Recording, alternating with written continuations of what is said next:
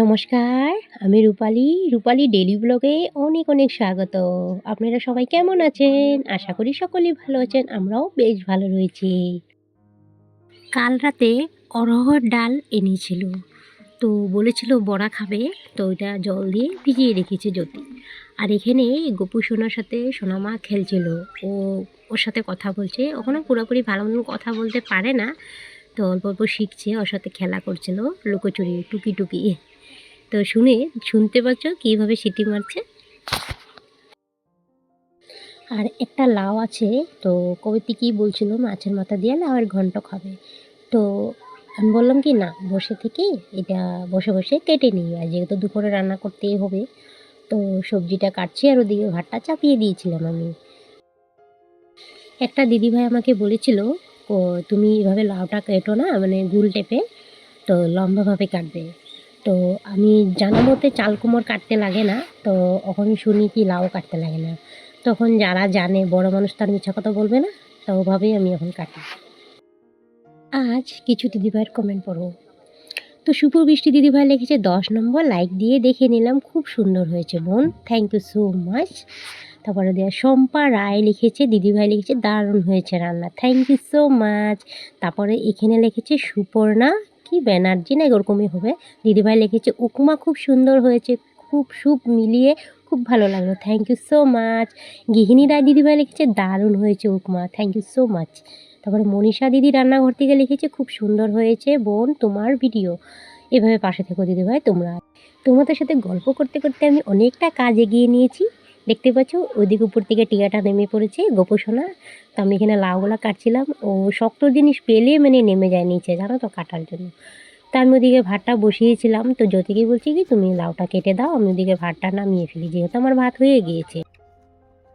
কি হ্যাঁ, দিদিভাই কই? দিদিভাই ডাক দো, দিদিভাই ডাক দো, ডাক দো, দিদিভাই ডাক দো, গোপুসোনা, দিদিভাই ডাক দো, রাধে রাধে বলো, রাধে রাধে, রাধে রাধে বল, রাধে রাধে। গপু, হ্যাঁ গপু, গপু, সকালে এত সুন্দর ডাক দিলি, এখন ডাক দে আবার। দেখতে পাচ্ছ কি সুন্দর হয়েছে, আমি যে ঘর থেকে এসে গাছগুলো যে ফুলগুলো ছিটিয়ে দিয়েছিলাম, সেই ফুলের থেকে গাছ হয়েছে, দেখতে পাচ্ছ। দেখো দেখো বন্ধুরা, একটাতে ফুল ধরেছে, দেখো কি সুন্দর ফুল ধরেছে, দেখো।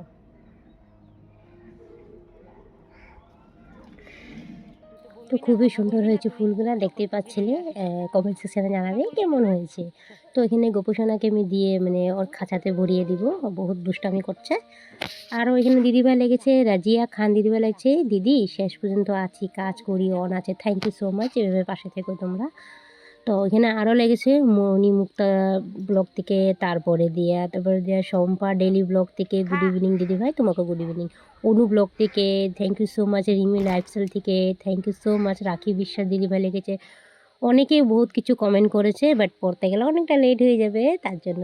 তো তোমাদেরকে অসংখ্য অসংখ্য ধন্যবাদ, তোমরা এইভাবে ভালোবাসা দিও, পাশে থেকো, যাতে আমি এগিয়ে যেতে পারি, তোমাদের ভালোবাসা খুবই প্রয়োজন।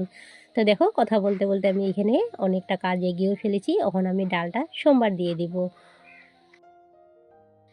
আজ আমি ব্যবহার করা পুরনো জিন্সের প্যান্ট দিয়ে রান্নাঘরের কাজে লাগিয়ে কিচেনটাকে স্মার্ট লুক পরিণত করলাম। এদিকে কথা বলতে বলতে আমার ডালটাও হয়ে গিয়েছে, আমি এখন ডালটাকে নামিয়ে ফেলবো। আর আমার প্রচণ্ড খিদে পেয়েছে, জানো তো, খিদে পেলে আর থাকা যায় না। তো ভাবলাম না, ডালটা নামিয়ে আগে ভাতটা খেয়ে নিব, একটা ডিম টোস্ট করব। তো ছেলেটাও ঘরে আছে, তো যেহেতু ওদের স্কুল এক্সাম চলছে, এক্সাম বলতে কি সেকেন্ড ইয়ারের কলেজের, তারপরে মেট্রিকের পরীক্ষা চলছে, তো ওদের স্কুল বন্ধ, মানে ক্লাস হবে না, স্কুল খোলা আছে। তো ওরা মানে ঘরেই পড়ছে, তো টিউশনে পাঠাচ্ছি। তো আমি ভাবলাম না, ঘরে আছে যখন ওকে ডিম টোস্ট করে ওকে 2টা ভাত দিয়ে দিই, আমিও 2টা খেয়ে নিই, একসাথে একটা থালে মেখে নিব। তো ডিম টোস্ট আমার হয়েই গেছে, তো ভাতটা খেয়ে আবারও রান্না চাপাবো। তো ভাত খাওয়া দাওয়া শেষ, তো এখানে ভাজি চাপিয়েছিলাম, মানে স্কোয়াশ আর আলু ভাজা বসিয়েছিলাম, তো সেটাই তো নামিয়ে ফেললাম। ওদিকে ভাত খেতে খেতে এদিকে ভাজাটাও হয়ে গিয়েছে, তো একদিকে বসে থাকলে তো আর হবে না, রান্নাও তো করতে হবে না। তো আমি এদিকে ভাজাটা হয়ে গিয়েছে, আমি এখন এদিকে বসাবো মাছের ঘন্টটা। তো এখানে কালকে যে মাছ ভাজা করেছিলাম, তো মাথাগুলো অল্প হালকা হালকা ভেজে নিয়েছিলাম, তো আর একটু ভেজে নিই, যেহেতু একটু কড়কড়া করে ভাজলে জিনিসটা রান্না করতে আমার একটু সুবিধা হবে। তো যাই হোক, ভাজা করে আমি এখন নামিয়ে ফেললাম। তো এখানে আমি 2টা শুকনো লঙ্কা আর অল্প জিরা ফোড়ন আর একটা তেজপাতা দিয়ে দিয়েছি। তো বন্ধুরা, আজকের ভিডিও কোনো অংশ যদি তোমাদের ভালো লেগে থাকে তো প্লিজ চ্যানেলটা সাবস্ক্রাইব করে তোমরা একটু পাশে থেকো। যারা অলরেডি কাজগুলো করে রেখেছো তোমাদেরকে অসংখ্য অসংখ্য ধন্যবাদ। আর যারা পর্দার আড়াল থেকে দেখছো, দূরে কাছে যে যেখান থেকে দেখছো, তো ভিডিওটা লাইক দিয়ে কন্টিনিউ করে দিও। আর কমেন্ট সেকশানে জানাবে কেমন হয়েছে ভিডিওটা। তোমরা জানালে কী হয় বলো তো, আমি একটু অন্য রকম ভিডিও করার চেষ্টা করব। তো আমার এই ভিডিওগুলো তোমাদের যদি ভালো লাগে থাকে প্লিজ একটা লাইক দিয়ে কন্টিনিউ করে দিও, স্কিপ করো না তোমরা। তো যাই হোক, কথা বলতে বলতে দেখো আমার অলরেডি হয়ে গিয়েছে, ঢাকা চাপা দিয়েও দিয়েছি আমি।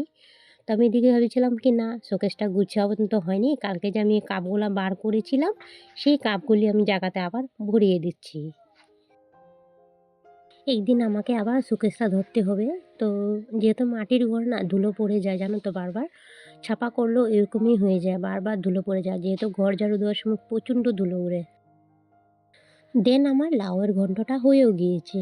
তো মাছের মুড়োগুলো দেওয়া হয়নি, ওটা আমি দিয়ে দিব। তো পুরোপুরি মানে সিদ্ধ হয়ে গিয়েছে, তারপর নাড়াচাড়া দিয়ে ধনেপাতা দিয়ে নামিয়ে ফেলবো। তো এখানে পিঙ্কি এসেছিলো, পিঙ্কির সাথে কথা বলছিলাম আর রান্না করছিলাম। আমি ওখানে স্নান যাব, রান্না করে স্নানে যাব। যেহেতু গায়ের থেকে মাছের গন্ধ করবে, তা আমি ভাবলাম না, রান্নাটা সেরে তারপরে স্নান করব।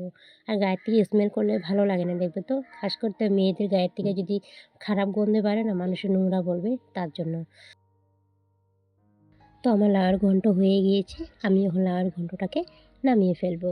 তো কে কীরকম বানায় আমি তো জানি না, আমার জানার মতো আমি যেভাবে পারছি ওইভাবে করে নিয়েছি লাউয়ের ঘন্টটা।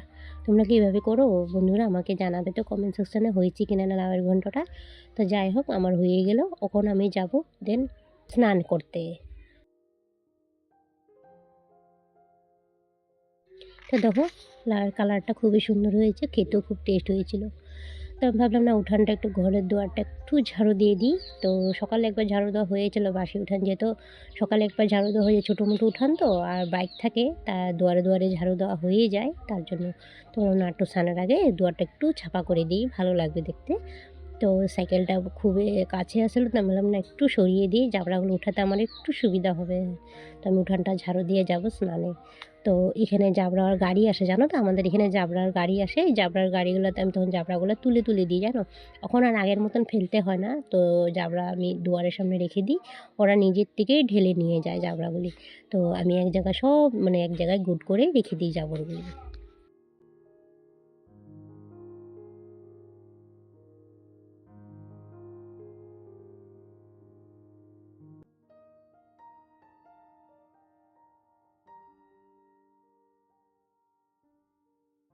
হাই ফ্রেন্ডস, স্নান করে এসে পড়েছি, রান্নাবাড়া করে উঠান বাড়ি ছাপা করে, উঠান বাড়ি ছাপা করে স্নান করে এসে পড়েছি।